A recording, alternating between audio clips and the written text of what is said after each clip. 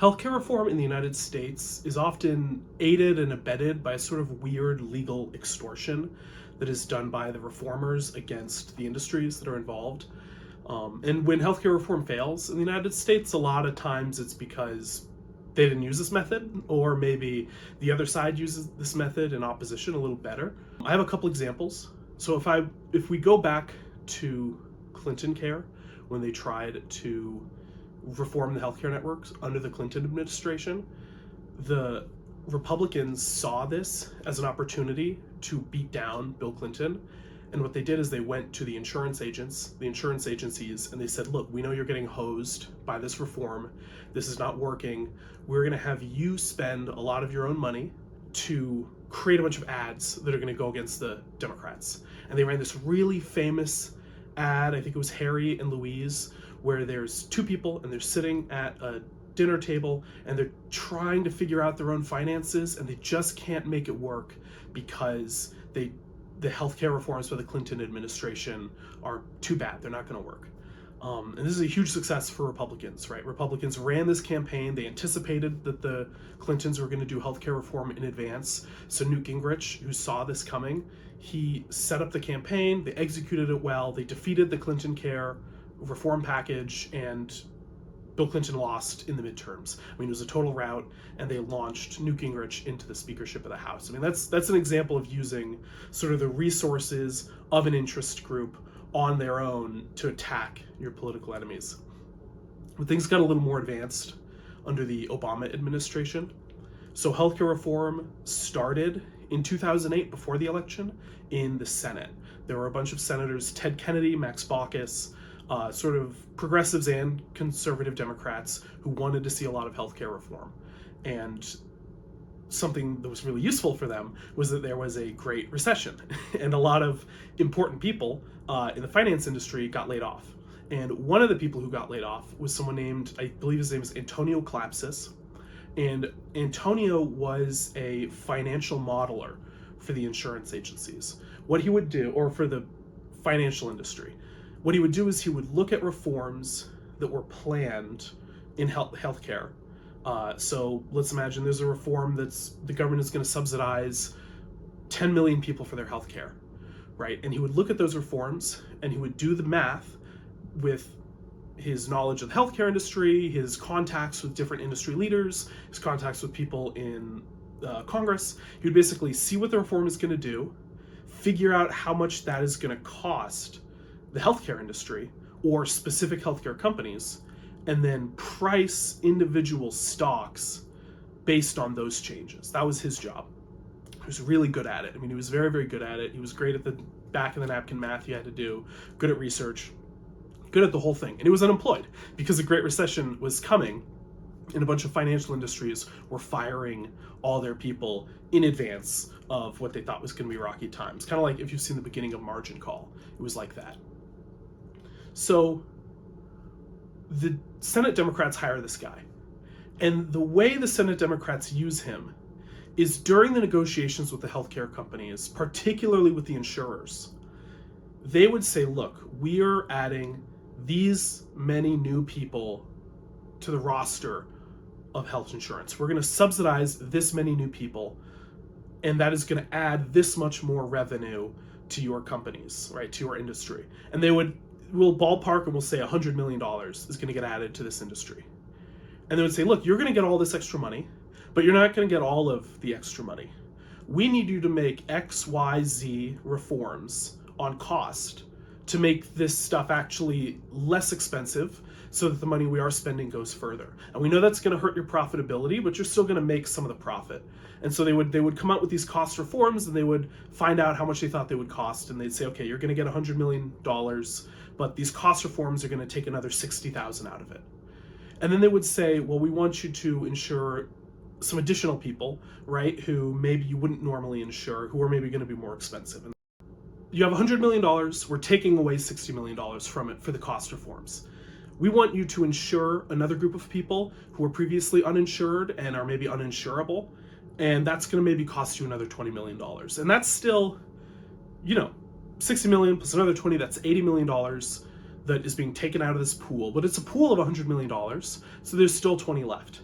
But then they come in for the really, really important part, right? This is the essential part of the legal extortion that is done anytime they do these sorts of healthcare reforms. The political parties say we cannot spend our own money. We can spend our own money on these ad campaigns, but you have a lot of money to spend too.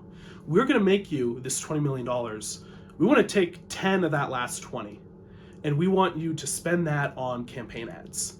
Ads that are issue-based and are going to help our reform effort. They're going to sell to the American people that this is a good idea.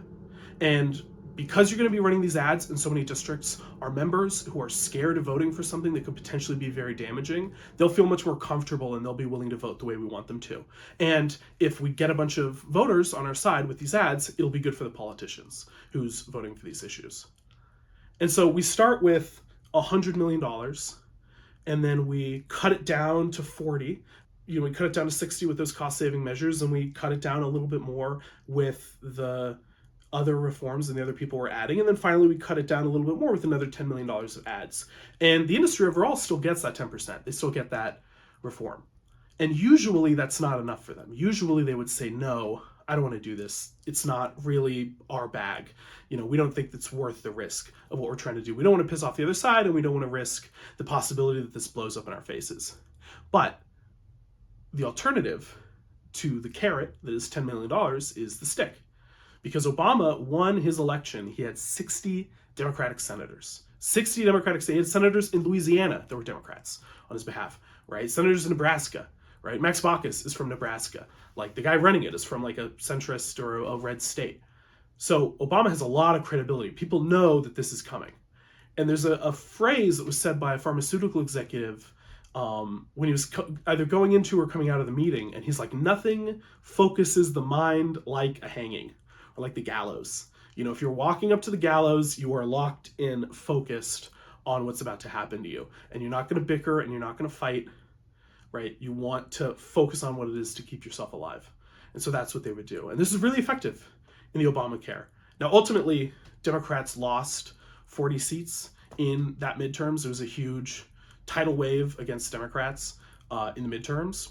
But what they spent in political capital and in the money of the insurance agents to get that bill passed was that Democrats are now widely perceived as the better party on healthcare. And it's the party that people trust with healthcare, right? They bought with their own sort of political blood and the spending of their own political capital. They helped their own branding moving forward. It was very, very valuable. And of course, it was a very good, I think Obamacare is a very good law. So it was useful. It was useful to do it this way. Now, Trump does this too. Trump is a sort of a different version of this, because in the legislative context, you have different members of Congress coming to the front saying, in my district we need this, and in my district we need that. But these negotiations aren't happening under the Trump administration. What the Trump administration does is they say, I have tariff powers, and I am going to tariff the shit out of your company if you don't give me $1 million for my ballroom, or $1 million for my fair, this festival that we're throwing at the beginning of my term to this party for my inauguration, right? He will say, I will give you most favored nation status if you put your drugs on a website that has my name on it, right? And if you don't, I'm going to make it hard for you. And the legal extortion is a lot, I would say, more direct and more to the point. It's not constructive. It doesn't create something new. It doesn't try to rein in costs or restructure the marketplace or create some reforms that are going to be really valuable. And it's not enduring, right? Obamacare is an enduring piece of legislation. Other than the Cadillac tax, which is a premium that certain people had to pay, most of the Obamacare regime is still in place and is quite popular and quite difficult to get rid of. But what Trump is doing with these drug companies saying, go put your drugs on Trump RX, put a really minuscule temporary discount on them. This isn't going to last. This isn't something that is going to affect enough people. It's not something that's going to have a wide scale effect, but it's loud and it's expressive. And what we've seen is that in every one of these cases, in Clinton, it was the Republicans fighting the reforms. Under Obama, it was Democrats on behalf of the reforms, and under Trump, sort of on behalf of his own branding and his own sort of like immediate glitz and glam. This type of legal extortion is used in every case. And I think that's a really interesting sort of means and use of political power. And I'd be interested to see how they're going to do that if, say, a Democrat comes into office. I might suggest that if a Democrat is really popular, they come into office with a really big mandate, they have a wide majority in the House, they have a majority in the Senate, maybe the filibuster doesn't exist or it gets curtailed for the SAVE Act or something, and we live in that legacy, then maybe Democrats need to look towards that sort of political extortion. They should maybe look towards that sort of idea of, we know what we're going to do is going to have big effects on the industries. We're going to pick the industries that are most aligned with the best reform agenda, and we're going to partner with them to make sure that this happens, even if we have to get a little dirty along the way. And I think something that is not really often considered when we talk about healthcare reform, when we talk about the bigger, bolder, brasher ideas like Medicare for all or universal single payer, right? Anything like that. Who are the industries that we have to fight, and who are the industries that are actually on our side? Because with Obamacare, the pharmaceuticals were on side. With Obamacare, the insurers were on side, the hospitals were on side, the doctors were not so happy with it, the device manufacturers were not so happy with it, but there were different groups that had different allegiances to different types of reforms, and we should have the conversation early if we want to do single payer, if we want to do Medicare for all. Who are the groups and the institutions that are actually going to be on side? Because sometimes which one is which will surprise you.